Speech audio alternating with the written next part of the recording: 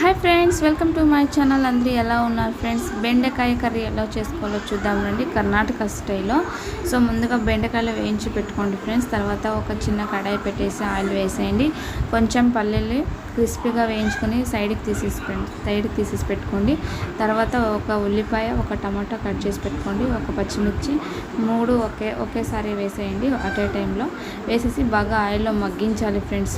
ఇవి పచ్చివాసన వస్తే బెండకాయ కర్రీ అసలు ఏం బాగోదు. ఒక 75% బాగా మగ్గాలి ఫ్రెండ్స్. వీడియోలో చూడండి, ఇంత పెద్ద టమాటాలైనా ఎంత బాగా మగ్గించి నేను కర్రీ చేస్తున్నాను. చూడండి ఇలా బాగా మగ్గాలి.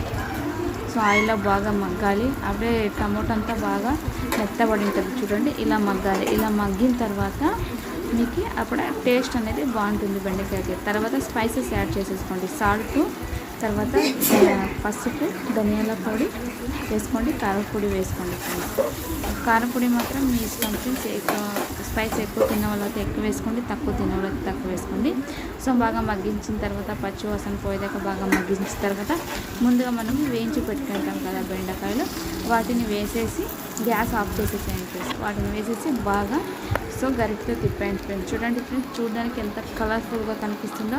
మనం ఈ సైడ్ డిష్కైనా తినచ్చు, చపాతీలోకి తినచ్చు, రోటీలోకి తినచ్చు. నచ్చితే లైక్ చేయండి ఫ్రెండ్స్, షేర్ చేయండి, సబ్స్క్రైబ్ చేసుకోవడం మర్చిపోకండి friends. Thank you to all. ఎప్పటికీ మీరు సపోర్ట్ చేయాలని కోరుకుంటున్నాను. థ్యాంక్